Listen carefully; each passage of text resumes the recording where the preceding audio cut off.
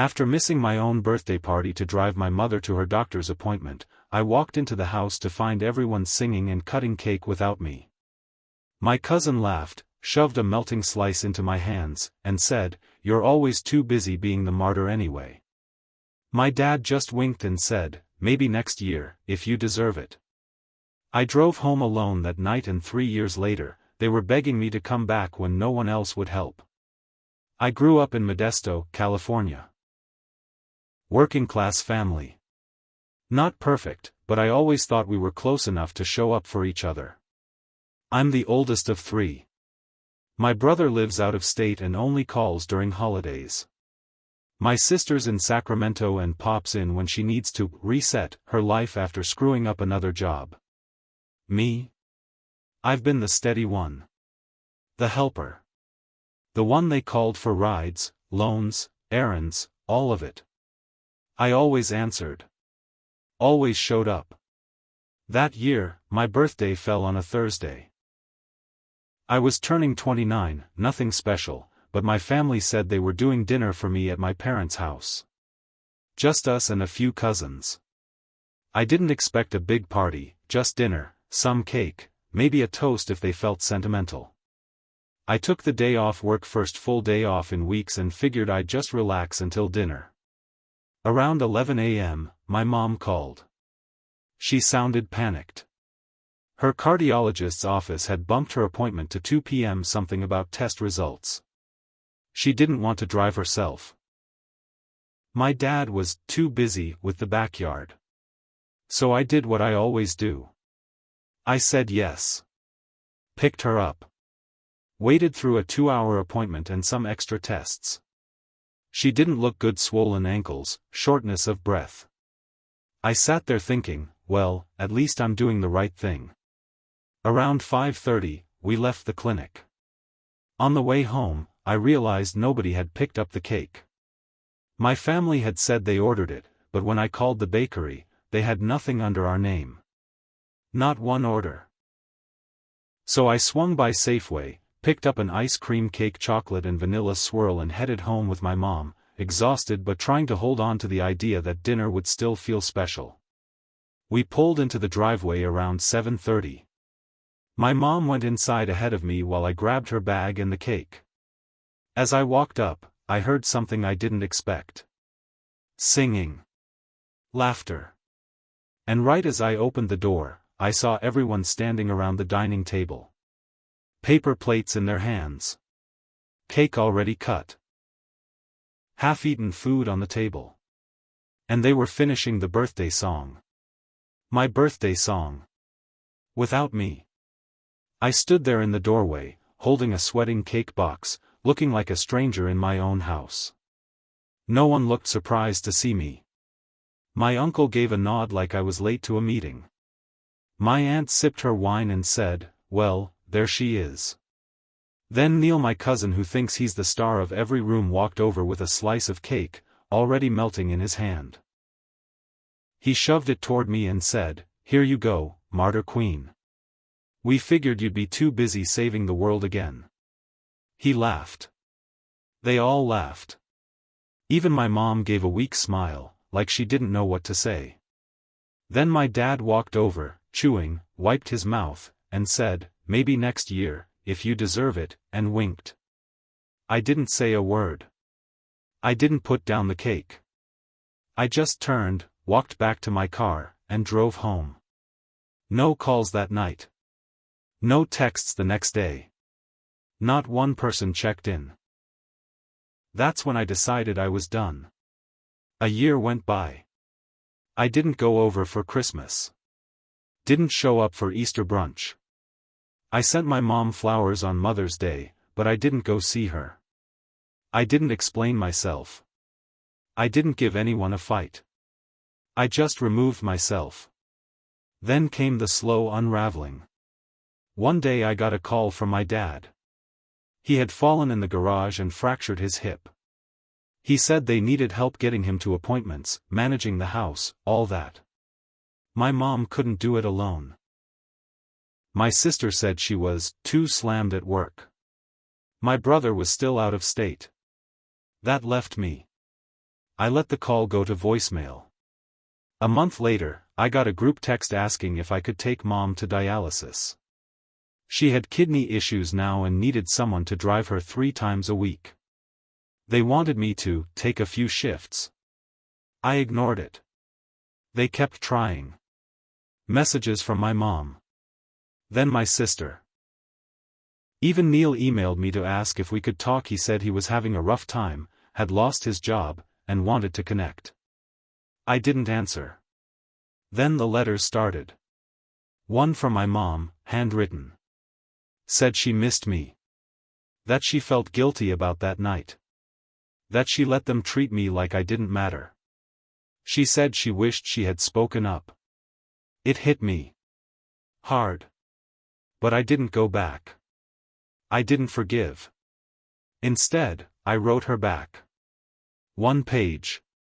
You let them make fun of me on the one day I needed you. I drove you to the doctor when no one else did. I showed up. You didn't. I'm not your second option anymore. A week later, Neil emailed again. Told me he was desperate. That he didn't mean it that night. That he knows he crossed a line. Still didn't reply. I hear bits and pieces now. Through old neighbors. Friends of the family. Dad's in a nursing home. Mom's struggling. Neil works nights at some call center. My sister's back on her 3rd job in 2 years. And none of them have someone to lean on. I used to be the one who held everything together. The one who picked up the pieces, no matter how badly they treated me. But not anymore. It wasn't over, though. Not by a long shot. One morning last spring, I was pulling into work when I saw a familiar car waiting near the lot. My stomach dropped. It was my sister's old silver Honda, the one she always said she'd drive until the wheels came off. She was standing next to it, arms crossed, looking straight at me. She looked thinner, tired. Her hair was pulled back in a messy bun, and her eyes were already red like she'd been crying. I parked, took a deep breath, and got out. Before I could say anything, she walked up and said, "Please, I need your help." I didn't move. "Why are you here?" "It's Mom," she said. "She's in the hospital. It's bad this time." I looked her dead in the eye. "So call Neil. Or Dad. Or whoever else was laughing 3 years ago." She flinched. "They're not around, okay? Neil's in some mess with money, Dad barely knows what day it is, and I can't handle this alone." I didn't speak. I wasn't going to make it easy. Then she said something I didn't expect. "She wrote you into the will." That made me pause. "What?" She said if anything happened, you were the only one who'd actually do things right. That you should be the executor. I stared at her. This woman who didn't bother to text me once during my birthday after that awful night was now here telling me I was the one their sick, dying mother trusted to handle everything? I didn't say yes. I didn't say no. I just walked past her and went into work. But the next day, I drove to the hospital. Not to make peace. Not out of guilt. I needed to see it for myself. When I walked into that room, my mom looked like a different person. Smaller. Her skin was grayish and her hair was thin. She blinked, and when she saw me, her whole face crumpled. "Baby," she said, voice cracking. "You came." I didn't hug her. I didn't sit. I said, "Why me?" Tears filled her eyes. "Because I knew you'd show up. You always did. Even when I didn't deserve it." I stood there, silent, while the machines beeped behind her. "You let them treat me like garbage," I said. "You let them laugh at me for doing what you should have been thanking me for." "I know," she whispered. I was weak. I wanted to keep the peace. I didn't want to upset anyone. But I see it now. I see what I let them do to you. I didn't cry. I didn't forgive. But I stayed for a little while. Not for her. For me. After that visit, things started moving fast. Doctors said she didn't have long. A few weeks, maybe a couple months. Liver and kidney failure. Her heart was worse than they thought. My sister called every other day. Neil even tried reaching out again. He sent a long message saying he was a different person now. Said he was working on a new startup and wanted to make amends. I didn't reply. Then the lawyers got involved. Turns out my mom wasn't lying. She'd changed the will. Everything, house, savings, whatever was left, was in my hands. Not just to inherit, but to decide. I had power of attorney. Medical. Financial. All of it. And that's when the begging started. Suddenly, Neil was full of apologies. My sister tried to play the "we're family" card. Even my dad, through some garbled voicemail, asked if I'd consider letting them stay on the property once it's all yours. It was surreal. The same people who couldn't be bothered to wait 20 minutes for me to show up on my birthday, now needed me.